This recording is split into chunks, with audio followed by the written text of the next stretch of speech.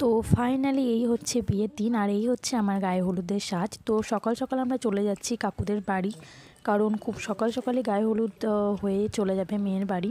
আর আজকে কিন্তু প্রচণ্ড কুয়াশা হচ্ছে। তো হেই গাইস, কেমন আছো তোমরা? আশা করছি সবাই খুব ভালো আছে। তো আসলে ডেইলি লাইফে আরেকবার স্বাগত তোমাদের। তো অ্যাট ফার্স্ট কিন্তু ঠিক হয়েছিল যে যেহেতু মেয়ের বাড়ি অনেকটা দূরে, তাই খুব সকাল সকাল 8টা কি 8:30টার মধ্যে রনির গায়ে হলুদ লাগিয়ে মেয়ের বাড়িতে পৌঁছে যাবে। তাই আমি হয়তো অত সকালে যেতে পারবো না।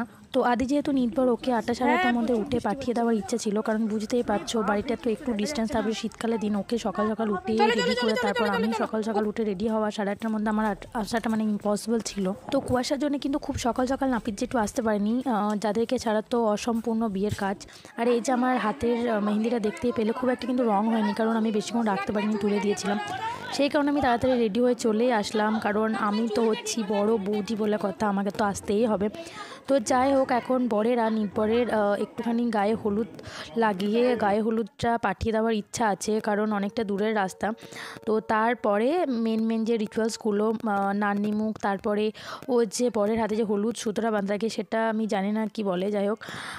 তো সেই রিচুয়ালসগুলো পরে হবে, তাই এই গোটা কতক লোক নিয়ে কিন্তু গায়ে হলুদটা ঠেকিয়ে পাঠিয়ে দেবো। তো তোমরা দেখো পুরো ব্লগটা, আশা করছি খুব খুব ভালো লাগবে।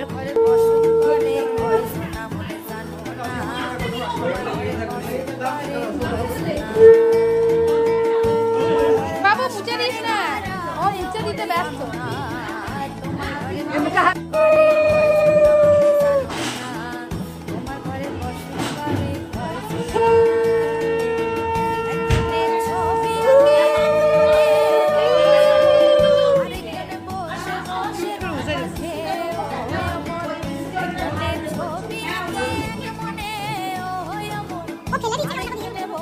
তো আগের দিনের ভিডিওতে তোমাদেরকে তত্ত্বগুলো দেখিয়েছিলাম। তো আমরা ছাদে আসলাম, তো ছাদে এসে দেখি তত্ত্বগুলো আবার ছাদে কিন্তু সুন্দর করে সাজানো আছে। তো আমাদের বাড়ির নতুন বউকে প্রায় 14-15টা শাড়ি দেওয়া হয়েছে, তারপরে 2 জোড়া জুতো, 4-5টা ব্যাগ, আর বাড়ির লোকজনদের জন্য কিন্তু সব নমস্কারই পাঠানো হয়েছে। আর বিয়েতে যেগুলো লাগে আর কি, কসমেটিক্স, তারপর আরও সব জিনিস, যাই হোক সব মিলে কিন্তু এতগুলো হয়েছে। তারপরে সবজি স্ট্রে আর একটা ফলের স্ট্রে, সেটাও কিন্তু খুব সুন্দর করে সাজিয়েছে।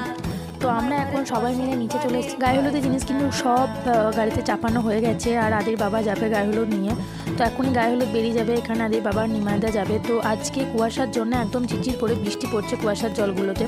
তো প্রচণ্ড ঠান্ডা, বুঝতেই পারছি যে রনির বিয়ে কেটে গেলে হয়তো সবাই ঠান্ডাতে পড়ে যাবো। এখানে অলরেডি কিন্তু ব্যান্ড পার্টি বাজতে শুরু করে দিয়েছে, সবাই নাচতে শুরু করে দিয়েছে। সবাই বলতে এখানে আদির বাবা, আদি, কাকু আর ইতি নাচছে এখানে কাকুর বিয়েতে। কাকুর ড্রেসটা শুধু দেখো একবার, মানে মর্নিং ওয়াকের ড্রেসটা এখনও ছাড়িনি। আর ইতি এখানে জোর ব্যস্ত ভাইয়ের বিয়েতে, তাও কিন্তু আনন্দ করতে ভুলছে না, কারণ ও বলছে একটু আনন্দ না করলে কিন্তু আমি কাজে এনার্জি পাবো না।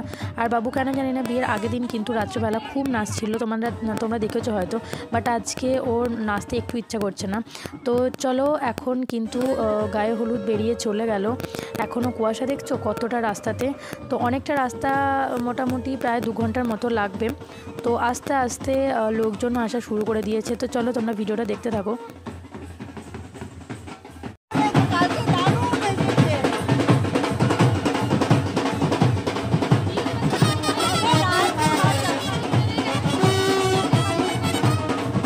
তো এখন বাজে প্রায় 12:30 পৌনে 1টার মতো। দিদিরা অলরেডি চলে এসছে, এখন অনেকজন চলে এসছে। কিন্তু সকালে যখন ব্যান্ড পার্টিটা বাজছিল তখন কিন্তু নাচার আমি পার্টনার পাচ্ছিলাম না, বাট এখন রিনি, অঞ্জনা, দিদি সবাই চলে আসে। রিমির নাচটা দেখো, ও কিন্তু একাই পুরো মাতিয়ে দিচ্ছে, কারণ কেউ নাচুক চাই না নাচুক, আমরা তো লজ্জা করতেই ব্যস্ত, মানে সারাদিন চলে যায় আমাদের, কিন্তু রিমি কিন্তু একাই মাতিয়ে দিচ্ছে।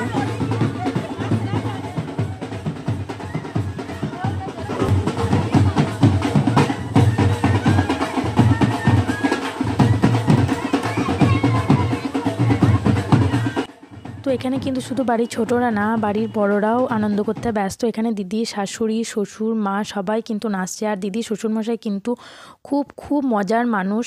তো জেঠু, জেঠিমা সবাই কিন্তু একটু আধটু হলেও একটু নাচকোচ করেছে। আর ওই যে রিয়াদিরা 10:30 11টার মধ্যে চলে এসছে। আর এখন বাজে প্রায় 5টা 5:30টার মতো। তো রনি আমাকে টাইম দিচ্ছিল 4:30টার মধ্যে বৌদি রেডি হয়ে নিও বরযাত্রী যাওয়ার জন্য।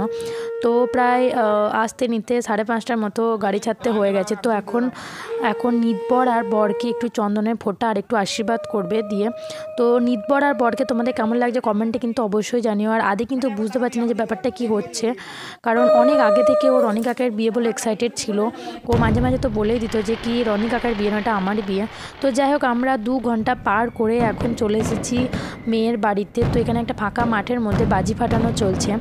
তো খুব একটা বাজি আমরা ফাটাতে পারিনি, কারণ গ্রামের দিকে কিছুক্ষণ পর ওরা বলছিল কি ওই যে খড়ের পালা টালাগুলো ছিল ওগুলোতে নাকি আগুন লেগে, মানে আগুনের ফুলকিগুলো পড়ছিল, তো তাই জন্য আমরা বন্ধ করে দিয়েছি। তো এখন কিন্তু রনিকে ওর শাশুড়ি মা মিষ্টি খাইয়ে দিচ্ছে, আশীর্বাদ করছে। তো তারপরে কিন্তু আমরা ছানাতলার দিকে এগিয়ে যাবো, আর খুব তাড়াতাড়ি তোমাদেরকে বউকেও দেখাবো।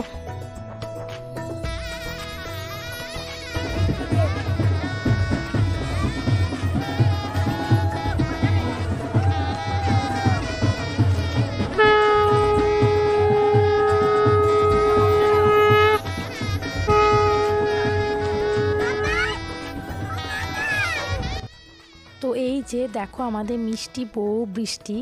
তো ওকে কিন্তু সত্যিই খুব মিষ্টি লাগছে, খুব সুন্দর লাগছে দেখতে। তো ও কাকুকে হাসতে হাসতে জিজ্ঞাসা করছে কি বাবা আমাকে কেমন লাগছে। তো সত্যি কথায় খুব সুন্দর লাগছিল সেদিন, আরও এমনিতেই দেখতে খুব সুন্দর।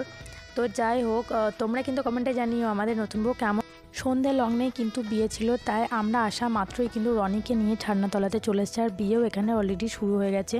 আর বিয়ের প্রথম থেকে শেষ পর্যন্ত আমরা দেখতে পাইনি, কারণ মাঝে মাঝে কিছুটা আমরা বাইরে দিয়েও ঘুরছিলাম, কারণ আদি তো এক জায়গায় বসে থাকার ছেলে নয়, কারণ ছুটোছুটি করছিল। তাই ওকে দেখতে যেতে নিতে অনেকটা বিয়ে মিস করে গেছি। আর এখন হবে পুরো মালা বদল। তো এখানে যে ক্যামেরাম্যান ভাইগুলো প্রচণ্ড ডিস্টার্ব করছে সামনে এসে, বুঝতেই পারছো। তো এখানে একটা জিনিস লক্ষ্য করলাম, মানে এখনকার বিয়েতে তো ওটাই হয়। এখন আমাদের একটা ডিমান্ড থাকে কি যে না, আমাদের মেমোরেবল ডেগুলো একটা ভালো করে ক্যামেরাবন্দি করে রাখবো। তাই জন্য প্রত্যেকটা মুহূর্ত ক্যাপচার করার জন্য ক্যামেরাম্যানদেরকে বলা থাকে। আর না বললেও ওরা মানে প্রত্যেকটা মুহূর্ত ক্যাপচার করতে চায়। তো সেই কারণে একটা জিনিস, একটা রিচুয়ালসগুলোকে বারবার করে করা। আর সেখানে আমি দেখলাম পুরোহিত মশাই, তারপরে নাপিত মশাইরা, ওরা কিন্তু খুব রেগে যায়, প্রচণ্ড রেগে যায়। ওরা চায় কি না ঠিকঠাকভাবে মন্ত্র পড়ে রিচুয়ালসগুলো ঠিকঠাকভাবে মেনে বিয়েটা যাতে হয়ে যায় তাড়াতাড়ি, এরকম। আর এরা কিন্তু চায় যে একটা রিচুয়ালস কিন্তু বারবার, মানে ধরো সিঁদুরদান একবারের জায়গায় 2 বা 3 বার করে, ধরো দাদা, ধরো বৌদি, ভালো করে জিনিসটা কিন্তু ক্যাপচার করবো। এদেরও দোষ না, ওদেরও দোষ নেই। বাট আমার হাসি পাচ্ছিলো জিনিসটা দেখে, যে সত্যি ও সবাই নিজে নিজের কাজে ফোকাস, একদম ফোকাস ঠিকই আছে।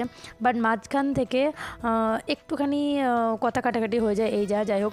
তো এখানে আমাদের কিন্তু সিঁদুরদান হয়ে গেছে রনির আর বৃষ্টির। তো সিঁদুরদানের ভিডিওটা তোমাদেরকে দেখাতে পারিনি, কারণ সেই টাইমে আমি ওর লজ্জাবস্ত্রটা পিছনে ধরেছিলাম তখন একবার, সেই কারণে সিঁদুরদানের ভিডিওটা আমি করতে পারিনি। তো খুব সুন্দর কিন্তু লাগছে। আর আমাদের কিন্তু মেয়েদের একটা ইচ্ছা থাকে কি সিঁদুরদানের সময় নাকে যেন সিঁদুর পড়ে। তো বৃষ্টির সেই ইচ্ছাটা কিন্তু পূরণ হয়েছে, অনেকটা সিঁদুর পড়েছে নাকে। আর নতুন বউয়ের নাকে একটু সিঁদুর পড়লে বেশ ভালোই লাগে। তো সেই কারণে আমরা কিন্তু একটু ওকে রাগাচ্ছিলাম কি সিঁদুর পড়েছে নাকে, দেখবি অনেকটা স্বামী সোহাগী হবি, রনি তোকে খুব ভালোবাসবে। তো যাই হোক, এটা শুনে ও কিন্তু একটুখানি আনন্দই পাচ্ছিল। যেহেতু সন্ধ্যা লগ্নে বিয়ে ছিল, সেই কারণে প্রায় 11টার মধ্যে বিয়ে কমপ্লিট হয়ে গেছে। তো ভালো হলো, আর না হলে কিন্তু আমরা বিয়ে হয়তো দেখতে পারতাম না, কারণ দেরিতে বিয়ে হলে বিয়ে দেখে আসে নিতে প্রায় মানে অনেকটা সকাল হয়ে যেত। সেই কারণে 11টার মধ্যে বিয়ে হয়ে গেল। তো আমরা এবার খাওয়া দাওয়া করে নিয়ে আমরাও বেরিয়ে পড়বো, কারণ তো বাড়ি ফিরে যত তাড়াতাড়ি বাড়ি ফিরতে পারবো, একটুখানি হলেও ঘুম হবে, নাহলে সকাল সকাল উঠে তো আবার বউ আসবে, সেই আবার একটা নিয়ম কানুন, আনন্দ আহ্লাদ চলবে। তো যাই হোক, তোমরা এনজয় করো। এখন পূজা পিছনের ওই যে মোটুকটা কেমন হয়ে গেছে সেগুলো একটুখানি ঠিক করে দিচ্ছে। তোমার ঘরে বসত করে জানো না, তোমার ঘরে বসত করে না, তোমার ঘরে বাস করে কারা হয় মন জানো না, তোমার ঘরে বসত করে জানো না, তোমার ঘরে বসত করে না।